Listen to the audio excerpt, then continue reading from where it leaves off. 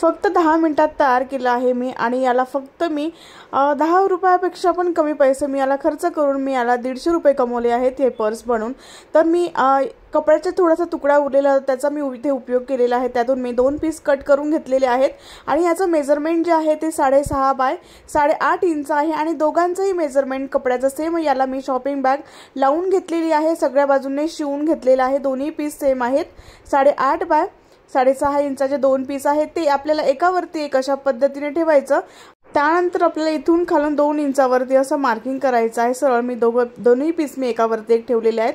तुम्हाला दिसण्यासाठी मी वरून मी मागच्या बाजूने उलट्या बाजूने मी मार्किंग करत आहे। प्रिंट असल्यामुळे तुम्हाला दिसणार नाही। तर सरळ एक लाईन ओढून घेतलेली आहे। ही लाईन कट करायची आहे आणि आपल्याला इथे झिप जॉईन करण्यासाठी आपण इथे दोन्ही पीस असे कट करून घेतलेले आहे। सेम दोन्ही पीस आपल्याला तयार करायचे। सेम ह्याच पद्धतीने तुम्हाला मी एक पीस तयार करून दाखवते। तर इथे आपल्याला झिप घ्यायची आहे। तर आपल्याला झिप जी आहे ती मी 6.5 इंचाची घेतलेली आहे। जिपचा सरळ भाग कपड्यावरती ठेवायचा आहे। अशा पद्धतीने शिवून घ्यायचं। त्यानंतर असं फोल्ड करायचं आणि इथे टॉप स्टिच करायचं। त्यानंतर तो उरलेला तुकडा होता तो यावरती ठेवायचा सरळ आणि याच्यावरती आपल्याला ठेवून सरळ शिवून घ्यायचं। त्यानंतर अशा पद्धतीने फोल्ड करायचं आणि टॉप स्टिच करून घ्यायचं। तर मी दोन्ही पीस सेम याच पद्धतीने शिवून घेतलेले आहे। दोन्ही पीसला मी झिप लावून घेतलेली आहे। त्यानंतर आपल्याला अशा अर्धा इंचावरती आपल्याला मार्किंग करायचं आहे। एका पीसवरती डाव्या बाजूने आणि दुसऱ्या पीसवरती उजव्या बाजूने आपल्याला मार्किंग करायचं आहे। ऑपोजिट साइडने आपल्याला मार्किंग करायचं आहे। तर हे अपोजिट साइडने मार्किंग केलेलं आहे मी अर्धा इंचावरती। त्यानंतर आपल्याला इथे हँडल्स घ्यायचे आहेत। तर मी ते रेडीमेड हँडल वापरत आहे। तुम्ही इथे कपड्याचे फोल्ड करून वापरू शकता। माझ्याकडे सेम कलरचा कपडा नव्हता तर तेवढाच कपडा उरलेला होता त्याचा मी इथे वापर केलेला। 53 इंच हँडलची लांबी आहे। रुंदी 1 इंच आहे। तर अशा पद्धतीने मार्किंगच्या अलीकडे आपल्याला हे ठेवायचं आहे आणि अशा पद्धतीने ठेवून आपल्याला हे जे हँडल आहेत ते आपल्याला इथे शिवून घ्यायचे आहेत।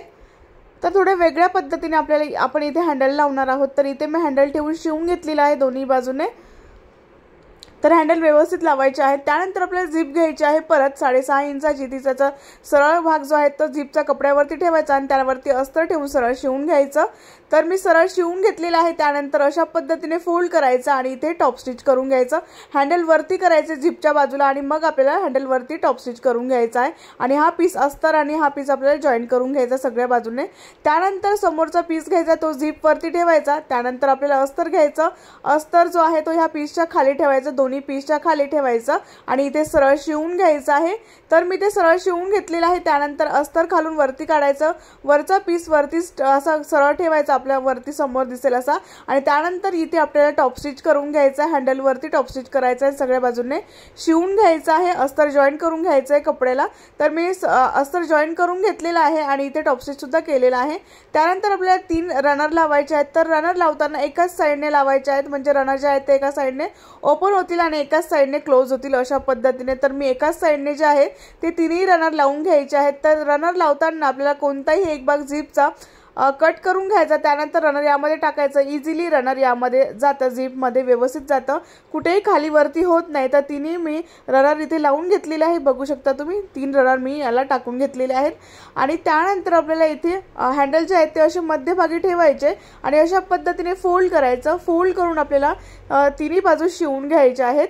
तर व्यवस्थित असं फोल्ड करायचं आहे। एक्स्ट्राचा झिप जो आहे ते आपल्याला इथे कट करून घ्यायची आहे।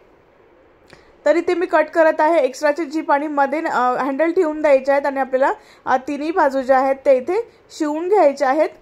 तर मी ते तिन्ही बाजू शिवून घेणार आहे। लगेचच पाइपिंग सुद्धा करून घ्यायची आहे जर तुम्हाला जमत असेल तर, नाहीतर नंतर पण केली तरी चालेल। अशा पद्धतीने मी 1.5 इंचाची स्ट्रिप घेतली ती अशा पद्धतीने ठेवायची आणि आपल्याला सगळ्या बाजूंनी असं पाइपिंग करून घ्यायचं आहे म्हणजे खूप फिनिशिंगने हे तयार होईल।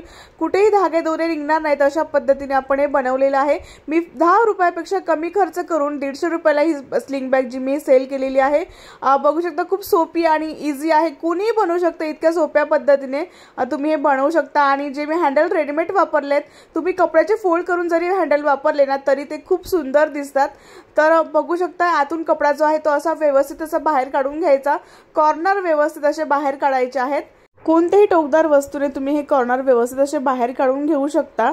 तर मी ते कॉर्नर व्यवस्थित बाहेर काढून घेतलेले आहेत। आपली स्लिम बॅग छान अशी तयार झालेली आहे। त्यानंतर यामध्ये जे आहे ते आपण सामानसुद्धा मी टाकून दाखवणार आहे। 3 पॉकेटवाली आपली स्लिंग बॅग तयार झालेली आहे। इथे तुम्ही कोणत्याही कप्प्यात तुम्ही मोबाईल ठेवू शकता, एवढा मोठा पर्स आपला तयार झालेला आहे। स्लिंग बॅग एवढी मोठी तयार झालेली आहे। तुम्ही एका पॉकेटमध्ये मोबाईल, एका पॉकेटमध्ये तुमच्या छोट्या मोठ्या वस्तू ठेवू शकतात आणि एका पॉकेटमध्ये तुम्ही तुमचा पैसे वगैरे ठेवू शकतात। पॉकेटसुद्धा मावेल इथे। एवढी मोठी स्लिंग बॅग आपण तयार केलेली आहे। यामध्ये तुम्ही पैसे ठेवत आहे मधल्या कप्प्यामध्ये। खूप सुंदर अशी आपली स्लिंग बॅग जी आहे ती तयार झालेली आहे। तर आपण ही 3 पॉकेटवाली बनवलेली आहे स्लिंग बॅग। तर इथे एक पॉकेट आहे, मागच्या बाजूला एक पॉकेट आहे आणि समोर एक पॉकेट आहे वरती। म्हणजे आपण 3 पॉकेटवाली स्लिंग बॅग आज बनवलेली आहे। अशा बॅग ज्या आहेत ते बाजारात महाग मिळतात, तर तुम्ही अशा बॅग ज्या आहेत त्या घरीच बनवू शकता आणि सेल सुद्धा करू शकता। तर तुम्हाला ही बॅग कशी वाटली स्लिंग बॅग मला कमेंट बॉक्समध्ये नक्की सांगा। व्हिडिओ आवडला असेल तर एक लाईक नक्की करा, शेअर करा आणि सबस्क्राइब करायला विसरू नका। नेक्स्ट व्हिडिओमध्ये भेटू, तोपर्यंत बाय बाय।